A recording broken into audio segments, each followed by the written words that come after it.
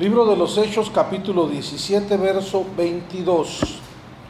22 al 25, vamos a leerlo.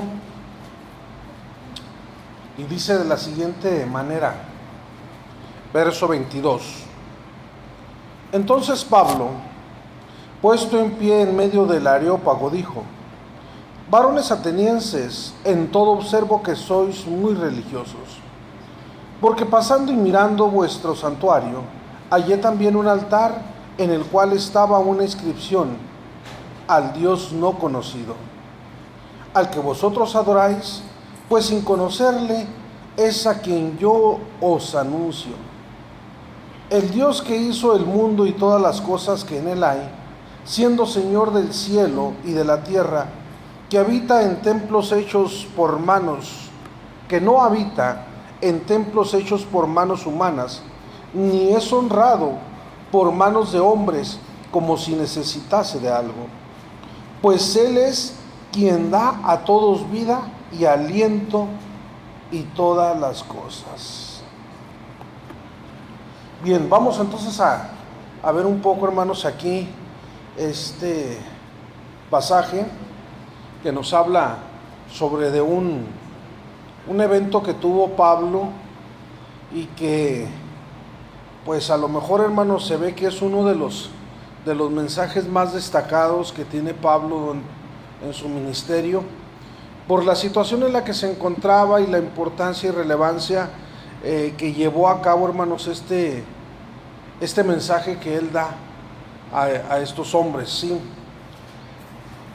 Pablo en su tiempo creo que le tocó una situación difícil porque tenía que estar debatiendo, hermano, constantemente con aquella gente que estaba a su alrededor, ¿sí?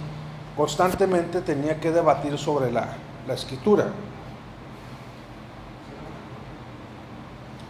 Entonces, pues aquí vemos que no es la excepción. Aquí lo vemos nuevamente a Pablo debatiendo contra unos personajes muy destacados. Los griegos, hermano, para los griegos, a ellos era un deleite escuchar, era algo que les fascinaba escuchar, y no solamente escuchar, sino debatir, ¿sí? Y en esta ocasión pues ven a Pablo que anda cerca de ese lugar, lo buscan para invitarlo, escucharlo y saber qué filosofía nueva traía, pero también para debatir contra él. Querían atacarlo de cierta manera. ¿Cómo es que él era parte de aquellos que andaban trastornando las casas? ¿Cómo era que aquel hombre que antes había sido un perseguidor de cristianos, un asesino, un hombre que los buscaba para terminarlos, ahora era parte de ellos, era un cristiano más y era alguien que ahora defendía el evangelio, que hablaba, que lo promovía, que enseñaba de lo que antes él perseguía? Bien, el sermón del Areópago, hermanos, decía, es uno de los mejores ejemplos en el Nuevo Testamento de lo que es un debate en cuanto a lo que es la predicación ante los gentiles, ¿sí? Por el lugar en el que se encontraba, ¿sí? Dice el pasaje que acabamos de leer, dice: entonces Pablo, verso 22, puesto en pie en medio del Areópago, puesto en pie.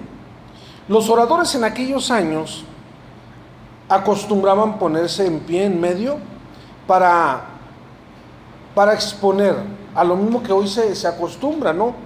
El hombre que va a hablar o que va a dar una ponencia, va a dar una disertación, trae un tema en particular, un tema tópico, no sé, algo que se le ha pedido que comparta, pues se pone al frente y la audiencia escucha, observa, analiza, y si se puede, pues se debate sobre el punto que se va a llevar.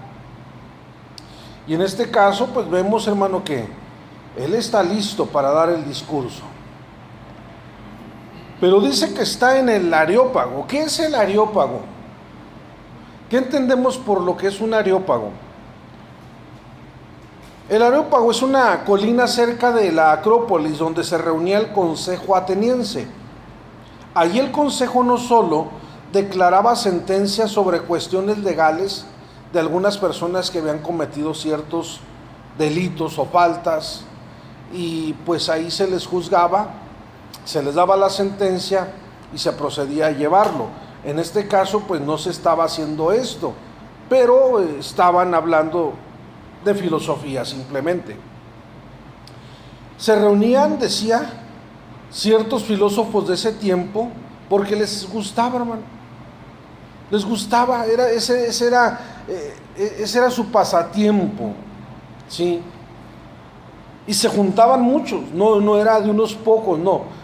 Se juntaban bastantes para escuchar las nuevas enseñanzas que traían. La palabra Areópago se refiere a consejo, pero también habla de una colina, así como decíamos ahorita. Es un monte estéril a una altura de 116 metros en particular este lugar. Estaba dedicado al dios Ares, que viene siendo el dios de la guerra. Era coronado por altares griegos, santuarios y estatuas paganas. Así como vemos que mientras Pablo se le daba o llegaba el tiempo de su disertación, pues él se dio, hermano, a la tarea de caminar, conocer, a lo mejor ya lo conocía, pero ver un poco más allá las imágenes y lo que había dentro de ese lugar, para tener un contexto, me imagino Pablo, y poder entonces hablar. Es ahí, hermanos, la importancia que nosotros debemos de tener de ser cristianos analíticos, cristianos que se preocupen, hermano, por conocer el contexto, el trasfondo del lugar a donde vamos a predicar, a donde vamos a enseñar. Si a usted lo invitan ahorita a una iglesia pequeña, usted tiene que acomodarse, adaptarse, incluso el mensaje que va a dar, quizá tal vez lo va a tener que rebajar sin diluirlo. Lo puede rebajar al nivel de la gente, de la audiencia, pero no diluirlo en cuanto a lo que es la esencia del contenido del mensaje. Es como si a mí me invitan ahorita a un servicio de niños y este mismo mensaje yo lo tuviera que compartir con niños. No voy a utilizar las frases, palabras o conceptos que yo estaría utilizando en un lugar donde yo sé que son pastores, líderes y gente que ya es conocedora de cierta manera en teología, y me van a entender enseguida de lo que les estoy hablando sin profundizarme mucho tal vez. Yo solamente le voy marcando conceptos y ellos lo van entendiendo. Un niño no lo entendería de la misma manera, pero estoy rebajando el mensaje sin diluirlo, o sea, no le estoy quitando la importancia al mensaje. Y tal vez Pablo se dio a la tarea que mientras llegaba la hora que le correspondía para poder entonces él entrar y dar esa disertación o dar, hermanos, ese pensamiento, él se puso a observar. Tenemos que ser cuidadosos, hermano. Si a usted un día lo invitan a predicar a un lugar, a una iglesia, mire, yo le doy un consejo. Trate de llegar temprano. Creo que es algo difícil y mucho pedir, pero trate de llegar temprano. ¿Sabe para qué? Para que vea, hermano, cómo es el lugar. No en sí o en particular el edificio. No. ¿Cómo llega la gente? ¿De qué manera llega? ¿Cómo se hablan? ¿Cómo se tratan? ¿Cómo se saludan? ¿Cómo es la relación que hay en ese lugar?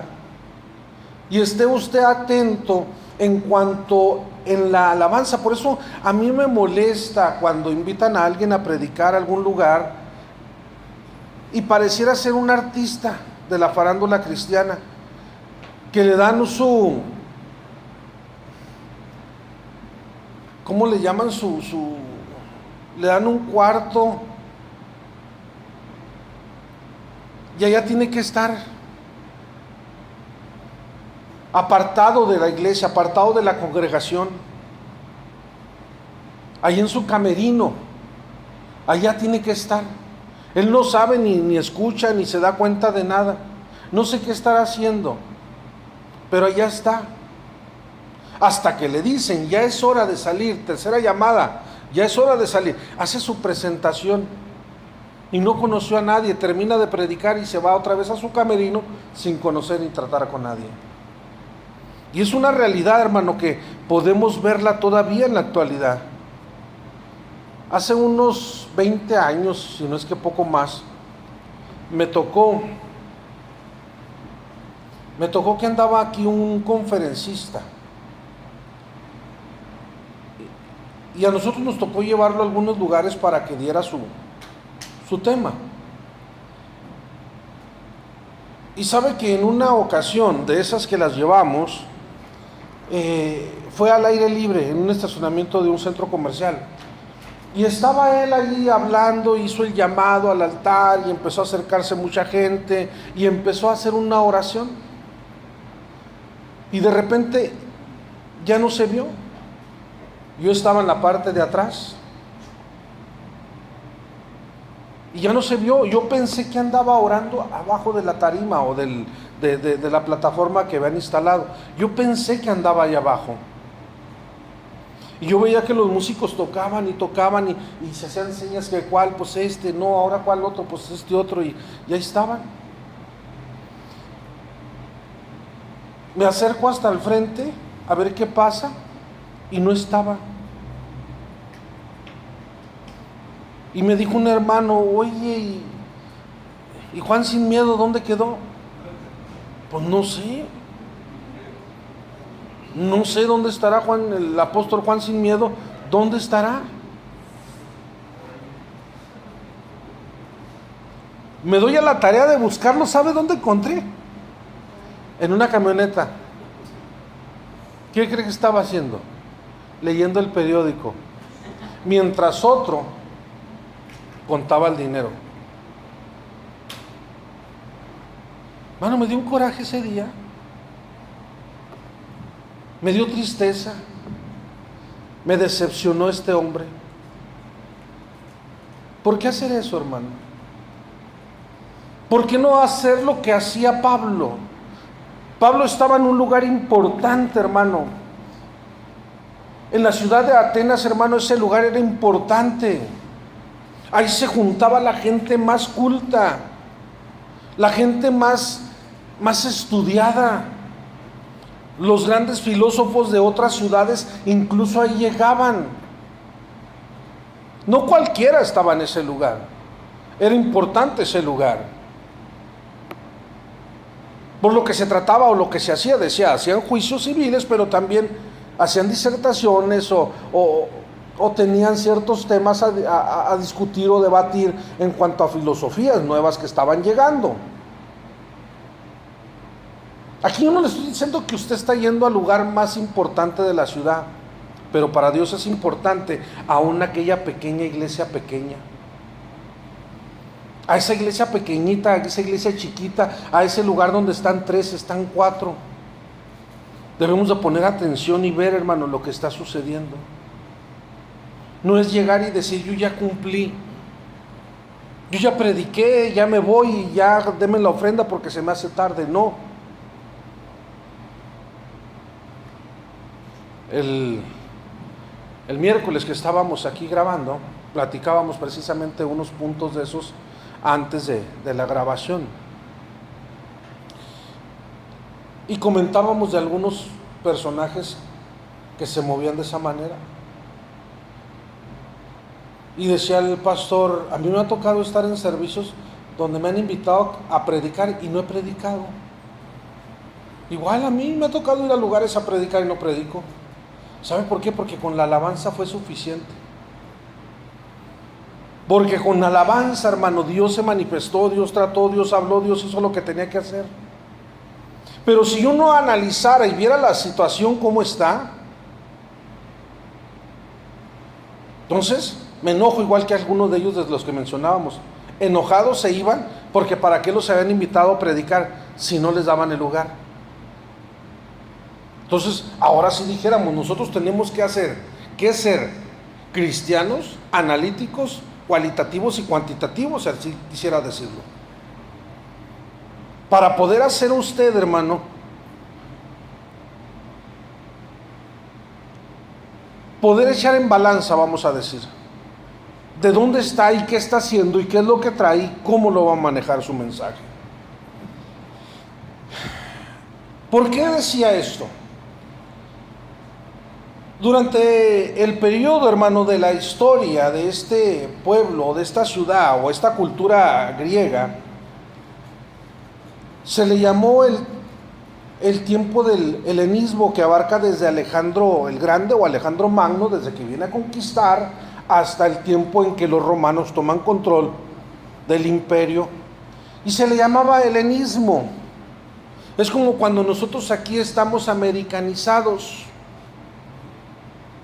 Ellos estaban bajo la influencia de este joven, porque murió muy joven, este joven conquistador, Alejandro el Grande, o Alejandro Magno, y se le llamó helenismo.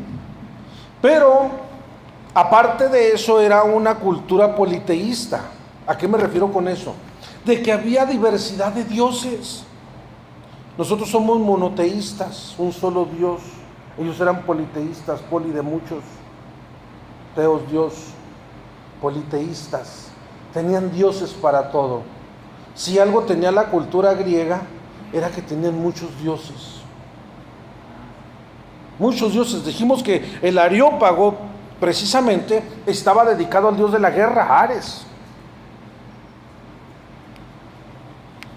Cuando ahora toma entonces Pablo el lugar, mire lo que hace al principio. Con esto abre, hermanos, con esto abre su disertación.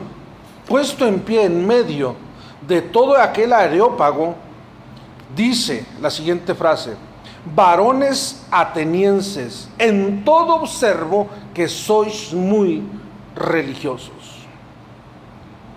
Puede, hermano, que se refiere a lo supersticioso que eran en aquel entonces. Ellos tenían muchos dioses, decía, y ellos se protegían o trataban de protegerse de todo a base de dioses. Por eso para todo tenían dioses. Así como nosotros como mexicanos queremos tener escapularios y queremos tener santos y vírgenes y retratos y de todo, para todo, remedios de todo y para todo. ¿Será que somos tan supersticiosos? Ahora, eso déjelo con aquellos que le tienen un santo a cada día. Por si les falla un santo, ya tienen el otro. ¿Le ha tocado conocer a usted cristianos que todavía traen, hermano, el ojo de venado y que la patita de conejo y que traen un listón rojo y que en la luna llena se ponen seguros de metal que se amarran un dedo? Bueno, hacen cada cosa. ¿Será que aún dentro de la iglesia, hermano, nos estamos comportando como gente supersticiosa?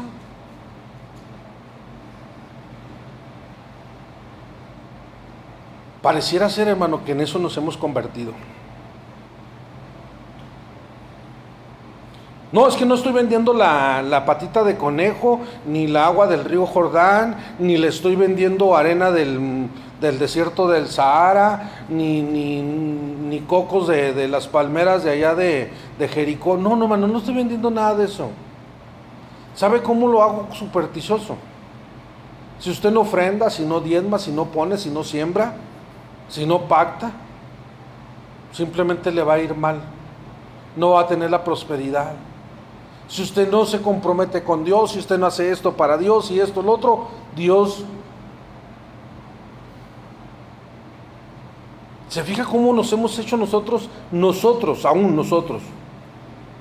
religiosos? A conveniencia. A conveniencia. Si yo ahorita le digo, hermano, le doy una patita de conejo para que le vaya bien, No, ¿qué pasó, hermano? No, Dios me libre y me guarde de traer esas cosas. En peligro se me aparezca el conejo a medianoche por andar trayendo su pata. Pero si yo le digo, bueno, está bien, yo quería que le fuera bien esta noche, pero como no quiere que le vaya bien, pero yo sí quiero que le vaya bien, le voy a dar un billete de 500 pesos, ese sí me lo acepta.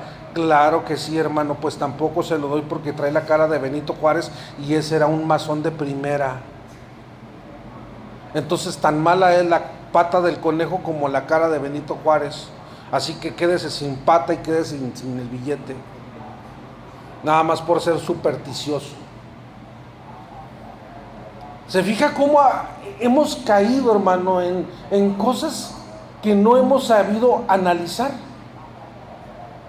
Nos comportamos a veces de esa manera, porque no hemos entendido a qué venimos, a qué estamos, dónde estamos y qué vamos a hacer con lo que traemos.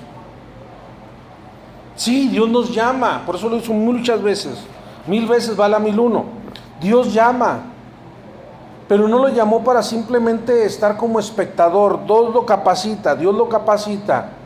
No lo tiene aquí solamente para pasar el tiempo, y Dios lo va a respaldar en cuanto a su llamado y capacitación. Pero necesitamos capacitarnos. Así como usted va y pide trabajo a una empresa, a una fábrica, usted ya llegó y se solicitó y hizo su contrato, ya está contratado, ya es un empleado. Ahora, ¿qué sigue? Capacitarse, hermano, para que usted pueda cobrar. Y usted se capacita, trabaja, hace bien su trabajo por la capacitación, su esmero, ¿sí? Sus habilidades. Es lo que a usted, hermano, lo va a respaldar para que el viernes con toda libertad y confianza pueda ir a cobrar su cheque. ¿Cómo quiere que Dios le bendiga, Dios le dé y Dios le siga supliendo cuando ni ha hecho caso a un llamado, ni se ha querido capacitar, pero sí quiere que Dios le respalde? Fíjese todo lo que tuvo que pasar Pablo para poder separar en el Areópago y él saber y sentir que él sí era llamado, que él estaba capacitado, no por hombres, sino directamente por Dios. Y que sentía, hermanos, un respaldo, que estuviera en cualquier lugar que estuviera, él sabía que Dios lo iba a respaldar. ¿Qué temor había en Pablo? Yo no veo, hermanos, que aquí Pablo se haya querido acobardar. Yo no veo.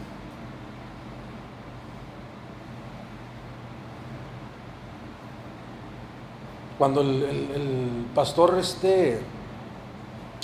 Chente, que empezó con sus conferencias, me acuerdo la primera vez, me decía, hermano, no se preocupe, hermano, no se preocupe, así pasa otra vez, después de años, así sucede. Al ratito va a ver que lo voy a ver correr y saltar, y se va a sentir como pez en agua. Sí, tal vez me estuve estático, tal vez me enfrié, tal vez no he estado activo, pero cuando me vuelvo a activar y es lo mío, me desenvuelvo igual que Pablo. A mí no me ha tocado, hermanos, estar con tanto papá en la secundaria como apenas hace unos días. Desde que se acabó la pandemia yo no había estado. Desde que empezó la pandemia, todo este tiempo, yo no había estado, porque se canceló todo. Y créanme que cuando estaba yo ahí al frente, y tenía al director y tenía al supervisor de zona, y me dijo el director, pues ándele, tenga el micrófono, le toca a usted. Créanme que cuando yo agarré el micrófono, y todavía antes de que me lo diera, yo sí sentía nervios, sí me sentía, ¿podré? ¿Y ahora quién podrá defenderme? Tal vez porque me dejaron ahí en la explanada, allá arriba, pero oiga, yo nomás les dije a los papás, déjenme, me bajo para acercarme, y empecé a interactuar con ellos. Mano, yo volví otra vez. En ese momento ya no me acordé yo de nervios, no me acordé de gente, no me acordé. Yo lo único que quería era estar con ellos. Pablo no se acordaba, hermano, contra quién estaba, porque había personajes fuertes ahí. Ahora, dice el verso 23, porque pasando y mirando vuestros santuarios, hallé también un altar en el cual estaba una inscripción: al Dios no conocido, al que vosotros adoráis, pues sin conocerle es a quien yo os anuncio. Había muchos altares a diferentes deidades, a diferentes dioses, a diferentes musas. ¿Contra quién nos vamos a enfrentar, hermano? ¿Contra quién nos vamos a enfrentar? Yo no sé dónde Dios me tenga el día de mañana. Por eso es la importancia, hermano, la importancia de capacitarse. Porque yo no sé para dónde me va a llevar Dios el día de mañana. ¿Se imagina que usted mañana esté en un lugar y la gente empieza a preguntarle: oiga, entonces usted es cristiana, usted es cristiano? Pues sí soy. ¿Y por qué esto? ¿Y por qué el otro? ¿Y por qué para allá? ¿Y por qué para acá? ¿Y por qué más allá? Ah, porque déjeme le hablo por teléfono al pastor. No le voy a contestar. No le voy a contestar. Y si por accidente le contesto y me dice: hermano, ¿por qué dice o dónde dice que al principio Dios creó los cielos y la tierra? ¿En qué parte de la Biblia dice? ¿Sabe qué le voy a yo contestar? Tú.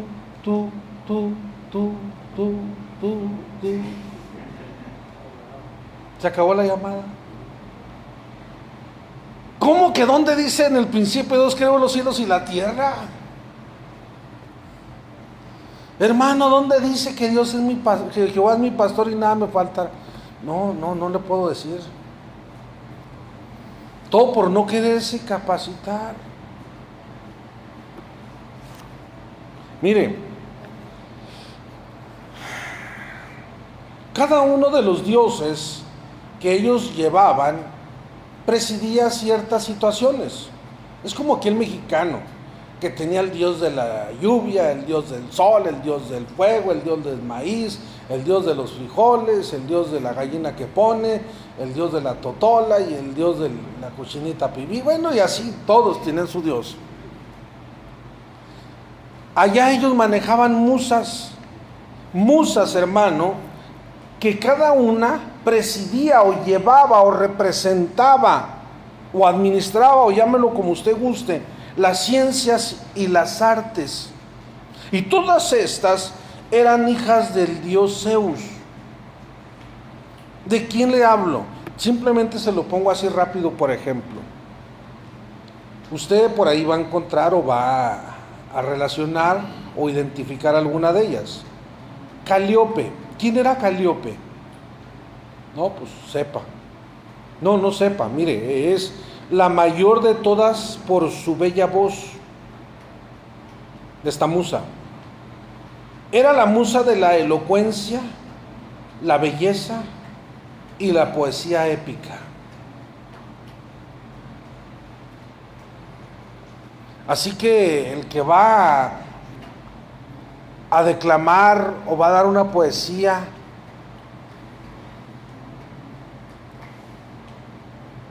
pues iba y se persinaba ante Calíope para que todo saliera bien. Iba y le prendía una veladora a Calíope para que todo saliera bien.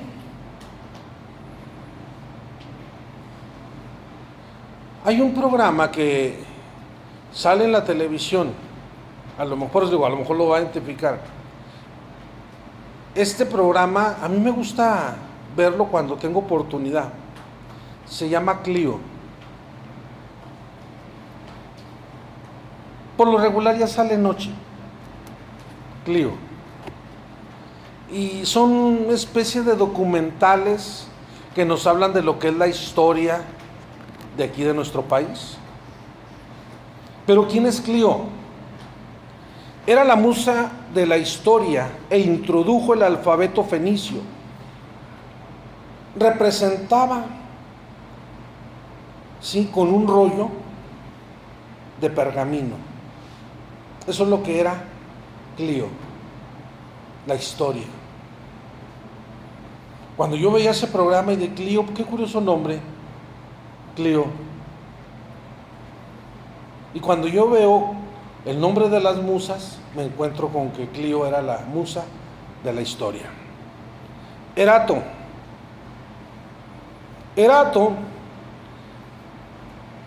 es la musa de la poesía lírica amorosa y es representada en diversas obras con una lira, con una guitarra, para que me entiendan, con un instrumento de cuerdas. Euterpe es la musa de la música, especialmente la que se toca con flauta y es representada por una mujer con una flauta, tocando una flauta, claro. Malpomene, la música de la tragedia. Tiene un cuchillo en la mano y la máscara trágica de una obra de arte, de un drama. Ya ve que ponen una carita sonriendo y la otra triste, pues es una de ellas. Polimnia es la musa de los cantos sagrados y de la poesía sacra, simbolizando así el silencio y la discreción. Polimnia. Luego sigue Tersicore. Tersicore es la musa de la danza y de la poesía coral. Es tratada como la madre de las sirenas.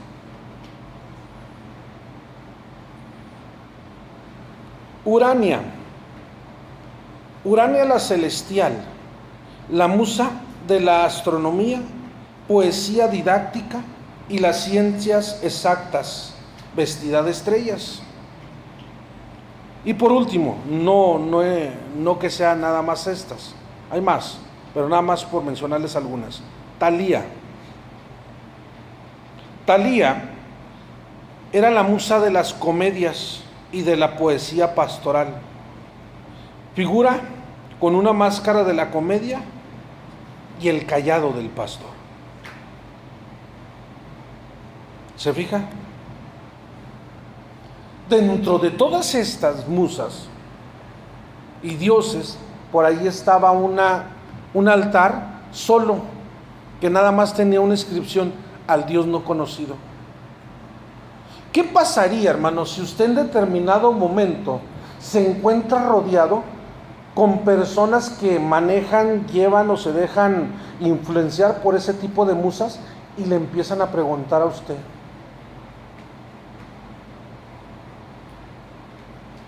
¿Qué contestaríamos? ¿Qué respuesta daríamos?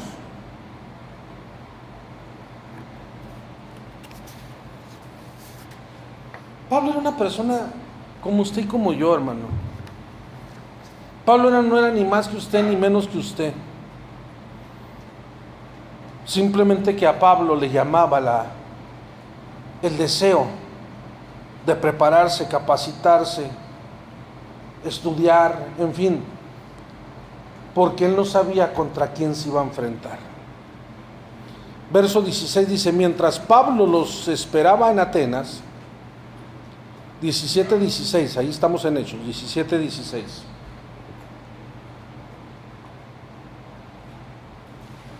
Mientras Pablo los esperaba en Atenas, su espíritu se enardecía viendo la ciudad entregada a la idolatría.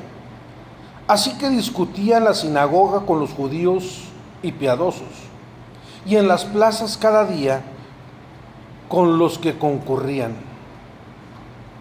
¿Se fijan?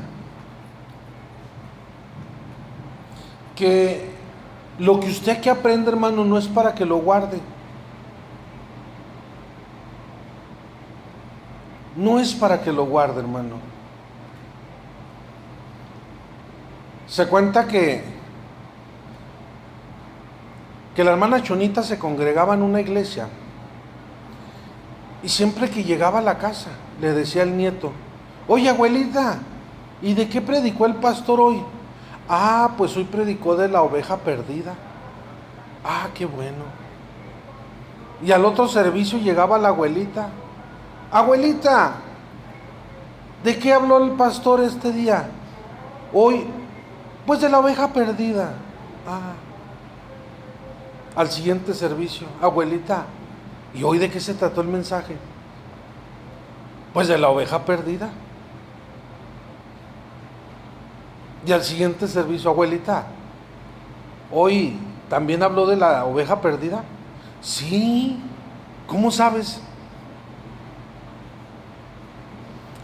Y al nieto, pues, la intriga, hermano, no lo dejaba y dijo: este servicio no me lo pierdo y yo voy a ver si el pastor realmente no predica otra cosa de la oveja perdida o por qué tanto habla de eso.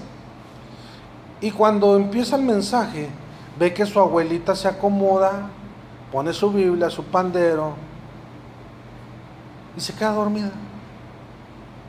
Hasta cuando ya se termina el servicio y empiezan los cantos para despedirse, pues despierta la abuelita y se va. Por eso nunca se daba cuenta, hermano, de qué predicaban. Y ella decía de la oveja perdida. Ella es la que se perdía en el sueño. No venimos a eso, hermano. No venimos Bueno, yo sé que a veces venimos cansados y con desvelos y no sé qué tantas situaciones podíamos traer. Sí, hermano, pero lo puedo justificar en alguna ocasión. Pero de que esté como Chonita siempre durmiendo, no es, o sea, espero que no le vaya a suceder que lo agarren dormido en la calle, lo pregunten, lo cuestionen, la familia, los compañeros, no sé, y no sepa qué contestar. Y salga con la oveja perdida. Después de tanto tiempo, hermano, ¿se imagina salir con esto? Verso 18 dice: y algunos filósofos de los epicúreos y de los estoicos disputaban con él, y unos decían: ¿qué querrá decir este palabrero? Y otros: parece que es predicador de nuevos dioses, porque les predicaba el evangelio de Jesús y de la resurrección. ¿Quiénes eran estos tales epicúreos y estoicos? ¿Quiénes son, hermano? No son ningunos de algún partido político ni de algún equipo de fútbol, no. Miren, los epicúreos, ellos tenían una doctrina que llevaban o que se basaban, y que su fundador, por decirlo así, quien inició todo esto, se llamó Epicuro de Samos. Por eso les llamaban los epicúreos, Epicuro de Samos, que fue un filósofo griego que vivió entre los años 341 y el 270 antes de Cristo. Se refiere a las personas que siguen una doctrina que se dedican al hedonismo racional. Ahorita les explico qué es el hedonismo. Predicaban que la meta máxima de la vida es el placer de los sentidos. Los hedonistas trataban de vivir lo mejor que se pudiera gozando de los placeres temporales de la vida. Fíjese, ellos aprovechaban lo que ofrecía, hermano, el hedonismo. Sí. Rechazaban las fatalidades y el destino mismo. ¿Qué quiero decir con esto, hermano? Buscaban la felicidad, pero no como voluntad de gozar, sino como una superación de ataduras y pasiones que generaban sufrimiento. exaltaban el ascetismo y el desapego como medio para alcanzar la verdadera felicidad. Bueno, se lo voy a aterrizar todo esto.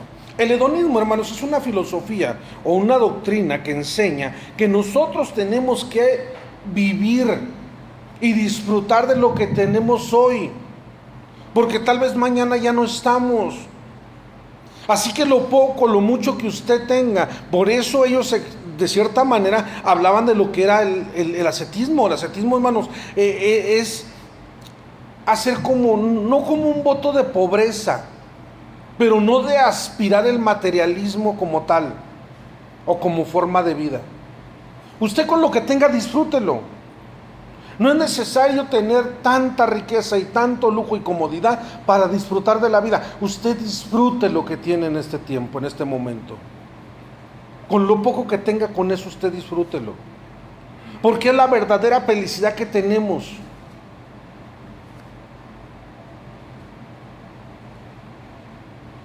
Pero con lo que nos rodea, no con lo que está arriba. Siempre con sus ojos en la tierra, no en lo celestial.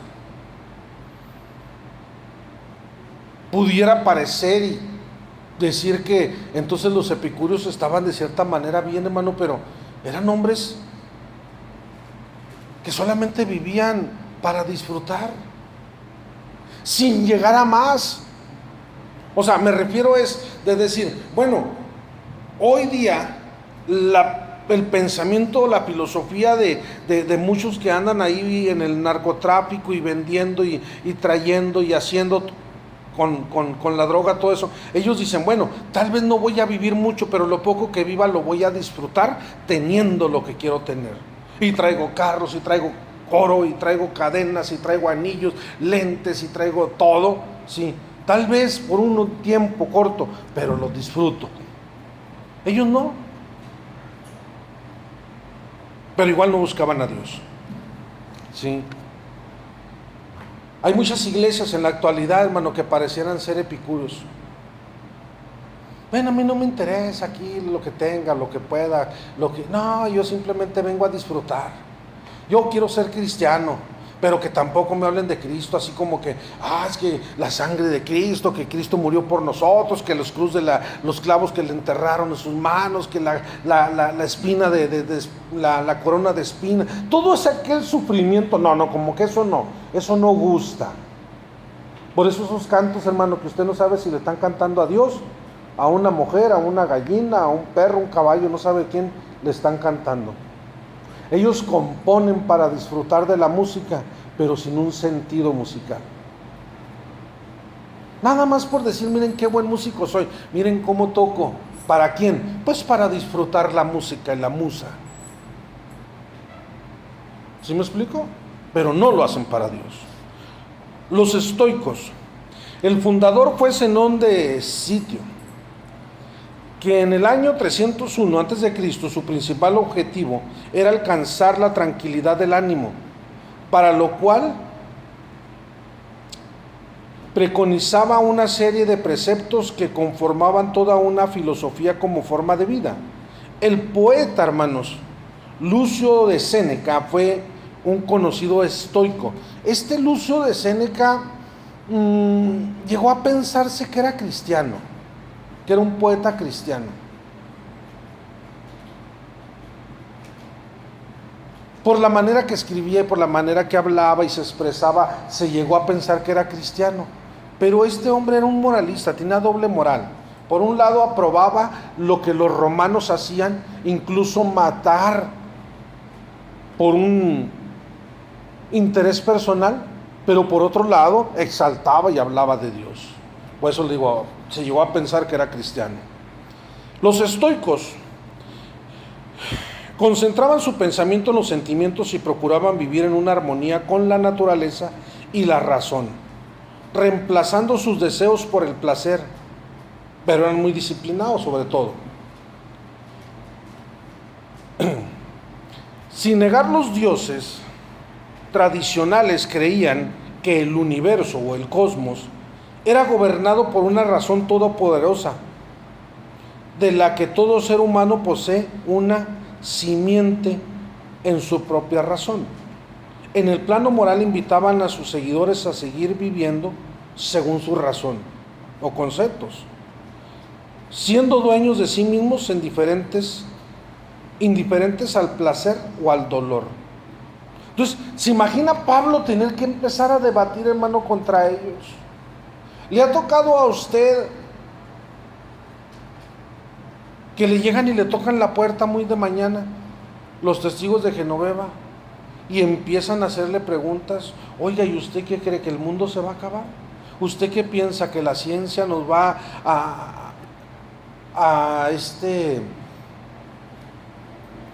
no sé, a cubrir? ¿Qué piensa de todo esto, del calentamiento global? Y empiezan con todo este tipo de situaciones.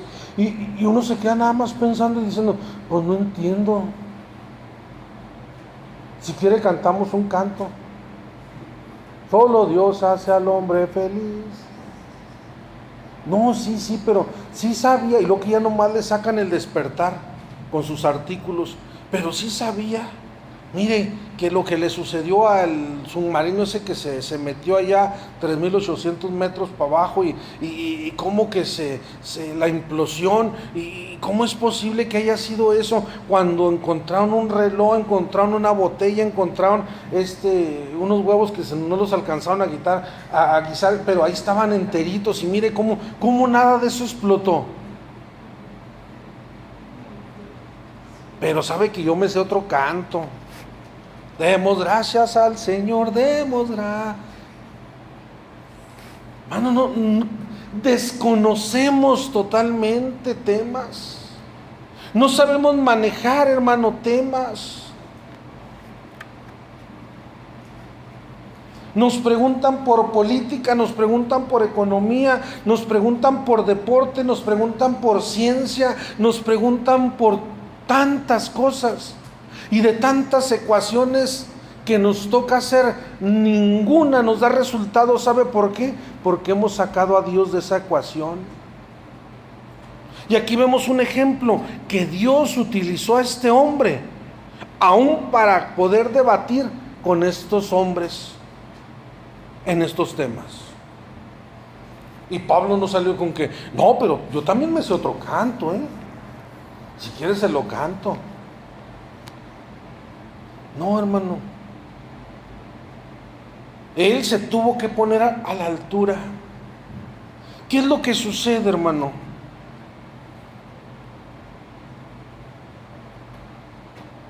Pablo no desechaba, hermano, la enseñanza que se le daba. Cuando a él no lo querían los demás discípulos, los demás hombres le tenían miedo y decían, no, nomás deja que alcance a ver bien y va a venir y nos va a matar. Llegó Silas y dijo, yo me encargo, déjenmelo a mí. Y era Silas y Pablo. Después fue Pablo y Silas. Porque él no es que haya superado al maestro, pero creció. Creció, hermano. Hoy podemos encontrarnos a muchos filósofos, hermano, dentro de las iglesias, con un amplio conocimiento, intelectuales, doctos en materias, con títulos, sobre títulos, pero sin Dios. De nada sirve, hermano, que usted tenga la mejor herramienta si no sabe utilizarla. De nada sirve que usted tenga la mejor preparación, lo que decía domingos pasados, si no tiene un propósito para usarlo. Si yo nada más me capacité y me preparé en teología sistemática, soy un exégeta, soy un erudito. Olvídese, hermano, soy una maravilla. Pero ¿sabe cómo? Humillando a los que no saben.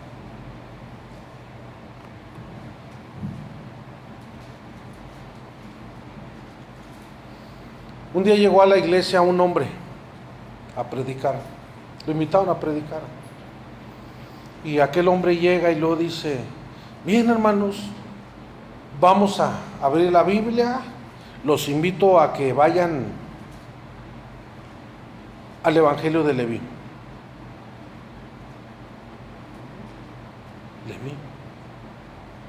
¿Leví o no Leví?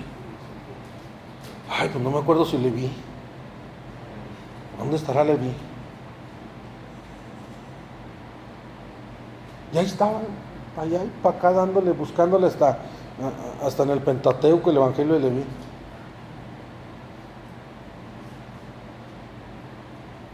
Y yo estaba en el teclado en aquellos años, estaba ahí en el teclado. Pero ¿por qué dice Leví?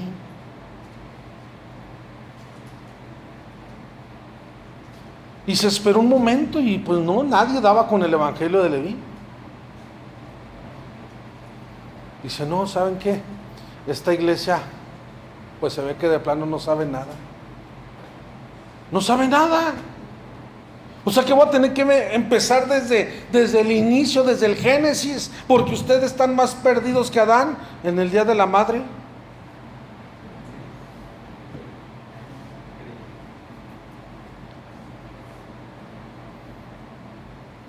Y estaba yo en el teclado y ¿se lo aviento o no se lo aviento? No, pues que está caro. Y si le fallo, no, ni la tirada del teclado.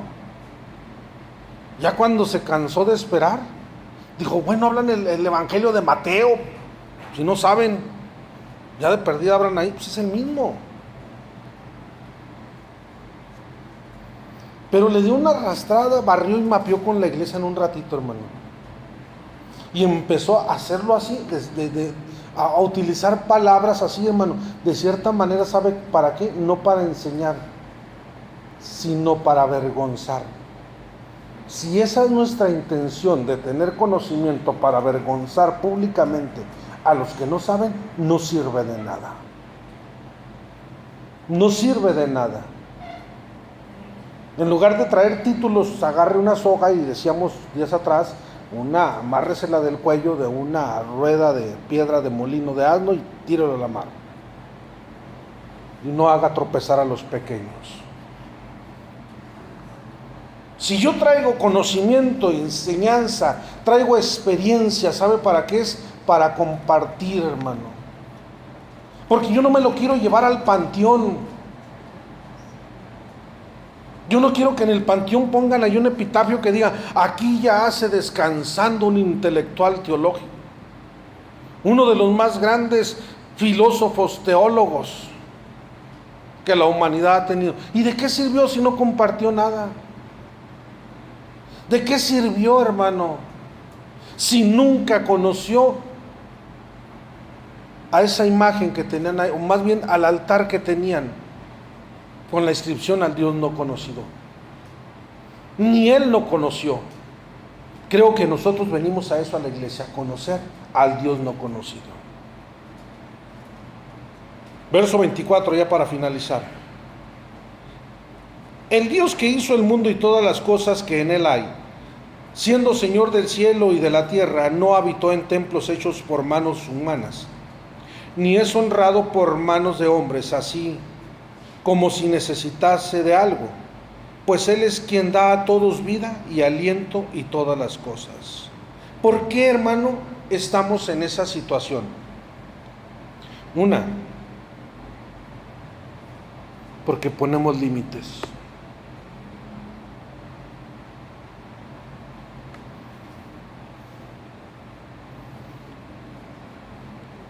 ¿Sí le ha tocado ver alguna película que dure 3 horas?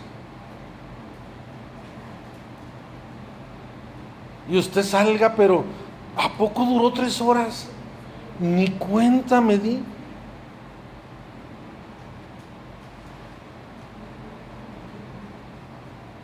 Cuando uno está enamorado, hermano, de aquella joven doncella o de aquel joven caballerango que trae su corcel, pura sangre, créame que se acuerda de aquel viejo himno que cantaban aquellos tríos que decía que reloj no marque las horas porque voy a enloquecer. ¿Por qué ponemos límites? ¿Por qué ponemos límites? Todavía el miércoles que estábamos ya para grabar, el pastor estaba un poco tenso. Y pues Magdiel puso cámaras y luces y no sé qué tanto ahí, y volteaba, y qué es todo esto. No es lo mismo, hermano, hablar ante mucha gente a hablar a nadie, más que a puros poquitos ahí.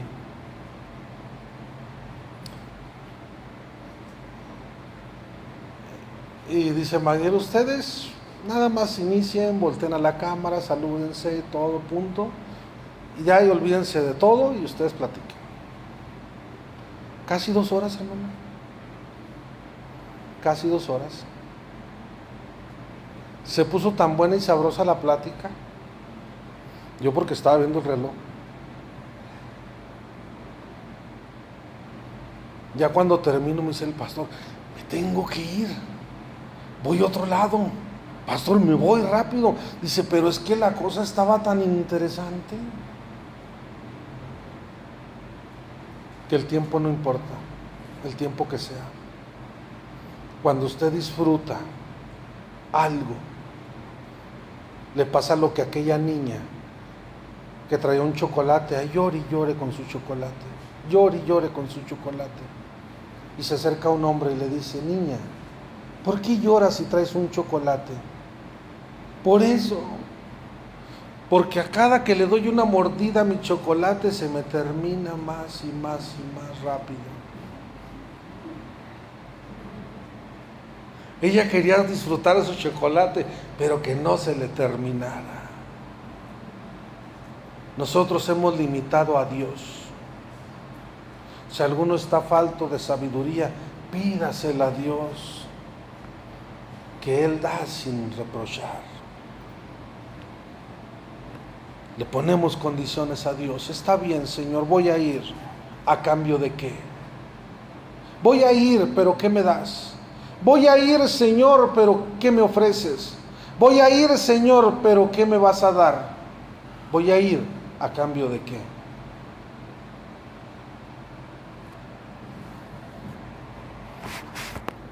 Si conocemos a Dios, si conocemos al Dios no conocido, ¿por qué, hermano, no le alabamos? ¿Por qué no lo alabamos si lo conocemos? Si yo digo que conozco a Dios, ¿por qué no lo alabo? ¿Por qué?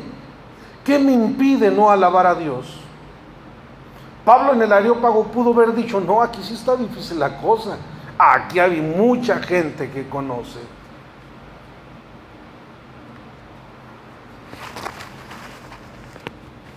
Cuando a mí me toca darle clase a los niños, hermano, de primaria, yo digo, a estos niños les cuento la historia de Popeye contra Blancanieves y me la creen. Todo me la van a creer. Pero cuando me toca estar delante de puros maestros y darles una clase, ay, es donde yo digo, estos sí saben y entienden lo que les voy a decir. Cuando me toca estar enfrente de puros pastores, es un reto, hermano, es un desafío. Pero yo he aceptado el desafío, yo he aceptado el reto, porque yo quiero conocer más de Dios. Yo quiero alabarle, aunque Él no necesita de mí. Pablo le dijo, Dios no habita en templos hechos por manos de hombres, ni necesita de ustedes, porque tiene ángeles que le alaban. Nosotros somos los que debemos de sentirnos, hermano, bendecidos, porque Dios nos da la oportunidad de alabarle.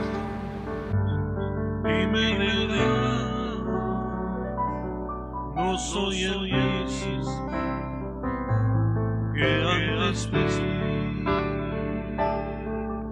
Ellos dicen que en este cambiar, porque ya no gozas de tu juventud.